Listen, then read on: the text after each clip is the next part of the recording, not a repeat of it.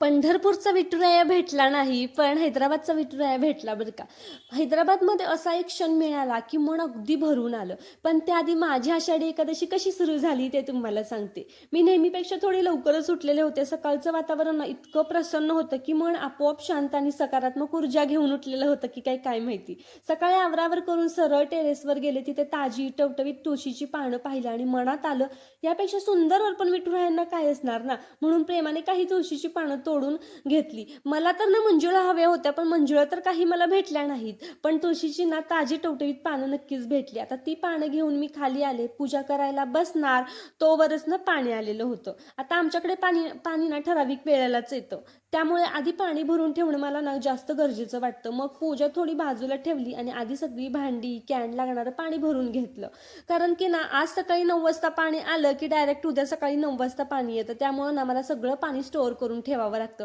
त्यासोबतच ना देवाची भांडी पण भरून घेतली, कारण मला देवपूजा पण करायची होती म्हणूनच. आता हे सगळं तर झालं काम माझं. म्हटलं चला आता निवांतपणे देवपूजा करून घेऊयात. आता मग म्हटलं चला मनापासून देवपूजा केली. विठ्ठल रुक्मिणीच्या चरणी ती तुळशीची पानं जी होती ना ती अर्पण केली आणि एकच प्रार्थना त्यांच्याकडे मी केली, आपल्या सगळ्यांना आयुष्यात सुख, शांती, समाधान आणि चांगलं आरोग्य कायम राहू दे. खरंच अशा दिवशी ना देवासमोर बसलं की मनाला एक वेगळी शांतता मिळते, सकारात्मक ऊर्जा मिळत असते. बरोबर ना? तुमचं काय मत आहे? पूजा झाल्यानंतर ना फराळाचा नैवेद्य पण मला दाखवायचा होता, म्हणून लगेच फराळ बनवायला लागले. आजचा मेनू अगदी साधा होता. एकादशी आणि दुप्पट खाशी असं मला अजिबात करायचं नव्हतं, म्हणून साबुदाण्याची खिचडी, दही, केळ एवढंच मी बनवलेलं होतं. मला वाटतं एकादशीचा ना खरा आनंद साधेपणातच असतो. फार काही मोठं नको, मनापासून केलेली भक्तीच सगळ्यात मोठी असते. बरोबर ना? आता सगळं तर तयार झाल्यावर देवाला पण नैवेद्य दाखवून घेतला आणि त्या क्षणी मनाला जी शांतता, समाधान मिळालं ना ते खरंच शब्दात नाही सांगता येणार बरं का. जेव्हा मी देवाला नैवेद्य दाखवला तेव्हाच मला कुठे जाऊन ना मनाला एक वेगळी शांतता भेटली.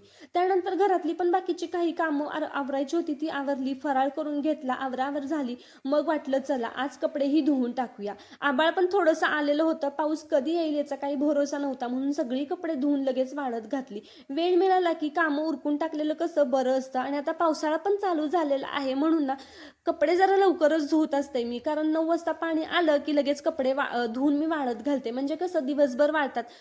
मध्ये कधी पाऊस येईल कधी जाईल काहीच सांगता येत नाही, म्हणून मी ना कपडे धुवून टाकते. हे सगळं झालं आणि मग आम्हा दोघांच्या मनात एकच प्रश्न आला की हैदराबादमध्ये विठ्ठलाचं मंदिर कुठं असेल का. आषाढी एकादशीच्या दिवशी विठुरायांचं दर्शन घ्यायचं होतं. मग आम्ही मंदिर शोधायला सुरुवात केली. थोडं शोधल्यानंतर शेवटी आम्हाला एक सुंदर विठ्ठल रुक्मिणीचं मंदिर सापडलं बरं का. आणि खरं सांगू का, मंदिरात पाऊल टाकल्यापासूनच मन अगदी भरून आलं. तिथे इतका सुंदर पालखी सोहळा होता की नजरेसमोर हटतच नव्हता. सगळीकडे भक्तिमय वातावरण होतं. विठ्ठल रुक्मिणींचा इतकं सुंदर पोशाख घातला होता, सुंदर दागिने घातले होते, फुलांनी इतकी छान सजावट केली होती की मूर्तीकडे नजरच हटत नव्हती. त्या वातावरणात एक वेगळीच ऊर्जा होती बरं का. आजूबाजूला इतकी मराठी भाविक दिसत होते की खरं क्षणभर वाटलं आपण हैदराबादमध्ये नाही तर जणू महाराष्ट्रातच आलो आहोत. मन भरून दर्शन घेतलं, थोडा वेळ तिथेच बसलो आणि त्या क्षणाचा आनंद शब्दात सांगणं खरंच कठीण होतं. आणि मग तिथेच मला एक गोडसं मांजर दिसलं.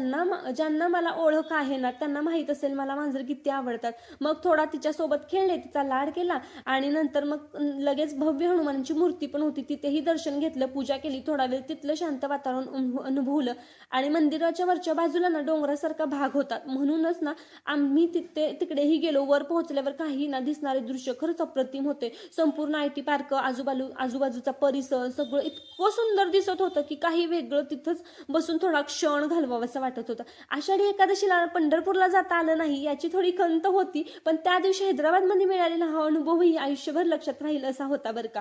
भक्ती, समाधान, सुंदर दर्शन, गोड भेटी आणि मनात कायम राहणाऱ्या आठवणी, असाच गेला आमचा आषाढी एकादशीचा दिवस. आता तुमचा कसा गेला ते मला कॉमेंट करून सांगा. आणि व्हिडिओ जर आवडला असेल ना तर मला नक्की कॉमेंट करून सांगा. तुम्ही यावर्षी आषाढी एकादशीला कुठे दर्शन घेतलं तेही मला सांगा. पुन्हा भेटू अशाच एका नवीन ब्लॉग सोबत. तोपर्यंत जय हरी विठ्ठल, जय हरी विठ्ठल.